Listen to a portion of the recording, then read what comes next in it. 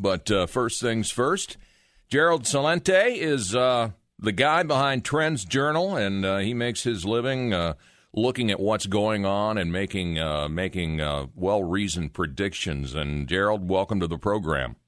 Oh, thanks for having me on, John. Yeah. What about there are a lot of things going on in the news right now. What about the marijuana issue? What's going to happen with that? You know, it's such a fraud. It's really a disgusting spectacle as I see it. And I'll tell you why. Okay. You know, I'm a kid that grew up in the Bronx, and then we social climbed to Yonkers.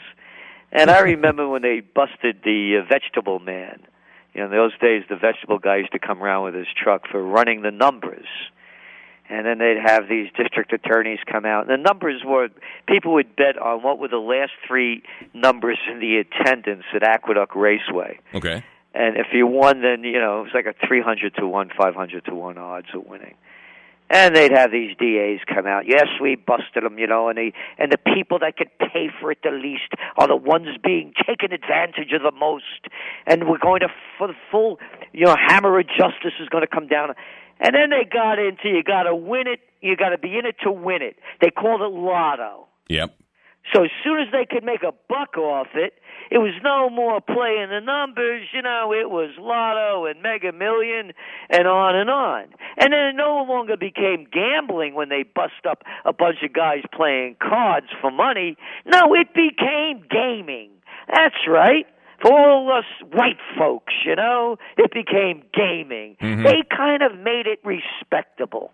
Because they're making money on the taxes, all the lives they've ruined, all the people that are spending time in jail for getting high on pot, but now the government's in getting in on the take because they're taxing the hell out of it and they're making a lot of money. It's a disgusting spectacle as I see it. Yeah, the federal government, they just changed the rules, so these people who are growing and selling can put money in the bank now, but it's still a federal crime to even have it.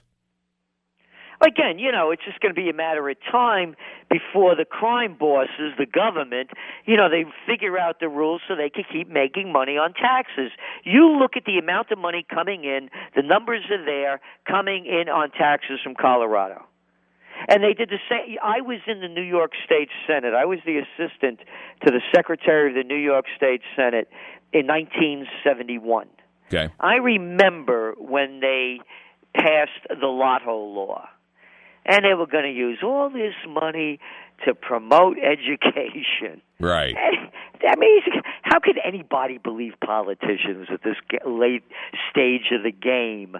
So we asked me about marijuana. I think it's criminal that this whole war on drugs has prosecuted those who can least afford it the most and have ruined so many lives for nothing. For nothing. And it's probably $1 trillion war on drugs now. Mm-hmm. Hey, look at the people flooding over the border as we're speaking, and they come out with this phony war on drugs baloney. Now, all it does is keep the system going. And by the way, none of these kids better dress up like Al-Qaeda or Al-Nusra coming over the border. Yeah, because then they'll... the whole thing is a sham. It's right in front of everybody's eyes. They're stealing our dough with all this NSA baloney, with all this wiretapping and following everything that we do, feeling us up at the airport, and little kids are floating over the border nonstop. Yeah, it's pretty unbelievable. What about the war on terror? Where are we at on that? Well, that's part of it. It's a war on hoax. I wrote about this, John, back in the TrendsJournal back in 1993, and then again in my book, Trends 2000, 1996, that the war on terror would be the new communism. And that's what it's turned out to. You're a man. If somebody blew up your family and came over here from another country, you'd think he'd want to seek revenge. I'm up here in colonial Kingston, New York, the first capital of New York State. There are more stone buildings here predating the Revolutionary War than anywhere else. The English burnt the joint down. There's still a lot of stone buildings left. Yeah. Every one of the founding fathers was against foreign entanglements. And now I got a guy like Kerry and the rest of them shooting their mouths off, saying what we have to do in foreign countries.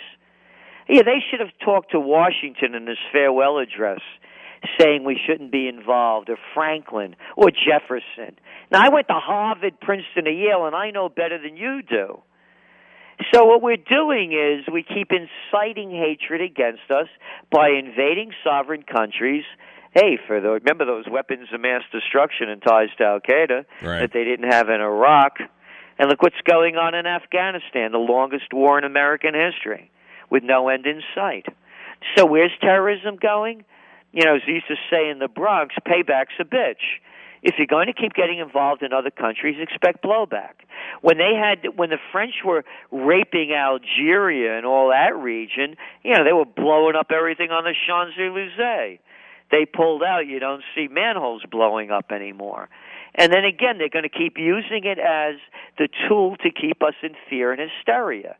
We just heard the new commissioner over here in New York, the police commissioner, warning about at the tennis open over there, that they read in the spokespersons saw something in a terrorist magazine, that they may be hitting.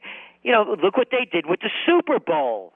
Right. You had more military there in the Super Bowl probably than at the Battle of the Bulge. And look what happened.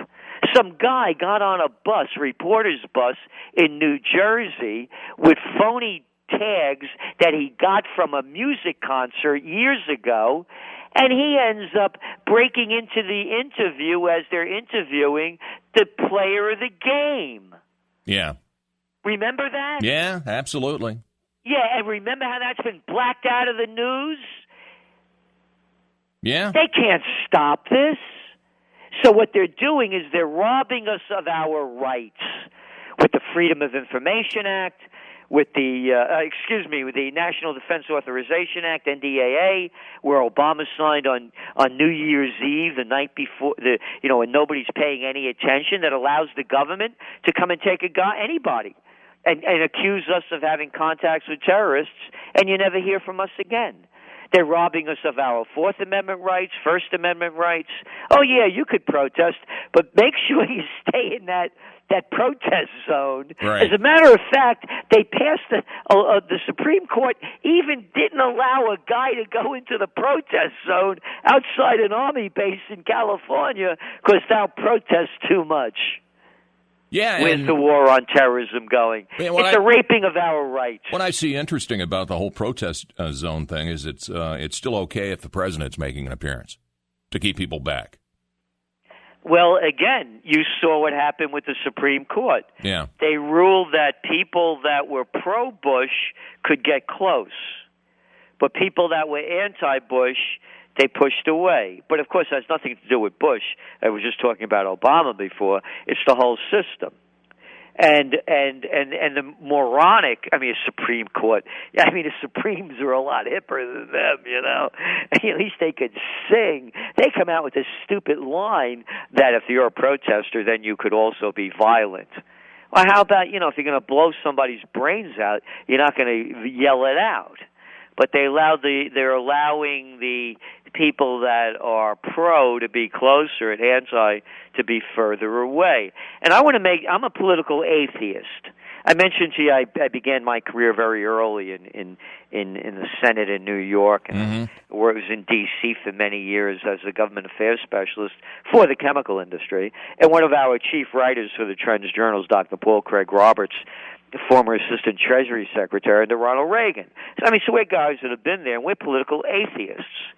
We don't believe in this stuff. We've been around long enough. And as I look at the Republicans and the Democrats, and I'm not being sarcastic when I say this, to me they're no different than the Bloods and the Crips, because they're both murderers and they're thieves. They murder millions of people in the names of lies. Remember, weapons of mass destruction ties to al-Qaeda, the Gulf of Tonkin incident in Vietnam that never happened the way they said it was, and McNamara, the defense secretary at the time, admitted it. And thieves, they keep stealing our dough, and they made up this whole BS line. Oh, these banks are too big to fail. So we're going to take your money, we're going to take your house, we're going to take everything that you have, and we're going to give them to them because they're too big to fail.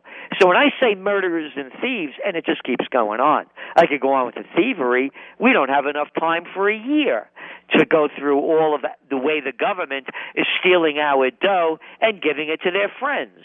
Oh, I mentioned NSA before, the National Security Agency. You know, who's the head of the Booz Allen Hamilton, the biggest contractor for that? The guy's name is McConnell. That was the one that Snowden worked for. Yeah. You know who McConnell was the NSA chief under? No. Clinton. Okay. No, there's no revolving door. How dare you say that? Like I'm 6 years old, you know? Because you see, the whole thing is a disgustingly rigged game, and they're robbing America of its future. You talk a lot in the summer 2014 Trends Journal about the state of America's I don't care, because it doesn't seem like, okay, whatever. Who cares? Well, look at it. I know. Look what we've become. And we have a brilliant illustration there by Anthony Frieda, of the American and what it's become. I mean, obesity levels. I mean, they're off the charts. You look at the music we listen to. We have a photo there. We have Sarah Vaughan singing, and then you have a Miley Cyrus next to it, a tongue out and a stupid uniform on. Hey, how about Frank Sinatra? Hey, Justin Bieber, come on. I mean, what am I to complain? And you keep look at the art. They have you pick up yesterday's a week ago, New York Times, last Friday's it was. And they have this great new art exhibition. Piles of garbage. They have two trucks, old trucks, buried half in the dirt. Right. And they're calling this stuff art. Take it easy, Jack. Maybe it's somebody's expression, but you don't have to have a high talent to do that, nor do you have to have a high talent. Don't call rap music. It's rap. You have to know how to play a violin. You have to know how to play a guitar, a saxophone, a trumpet. Everything is synthesized. The whole bar has been lowered. What they call fast food is an oxymoron. There's no such thing. So we're going down on every level. Listen to the president. Listen to his speeches. They use words like stuff, folks. There's no language in it anymore. Mm-hmm. So the whole America at one time, we were the land of opportunity. The whole world looked up to us. And now look at it. I mean, you take a look at Congress. It's a freak show. I mean, look at them. Pelosi, Feinstein, or as I like to say, not too Feinstein. Right. And you go on McConnell, Lindsey, Graham. I mean, come on. What are these guys kidding me or what? Yeah, they could get away with this stuff on their TV shows where the prostitutes are there sucking up and bowing down. But, take it easy, Jack. Save it for your friends. Because these lines aren't working anymore. Yeah. Pretty much. Gerald, I appreciate your time.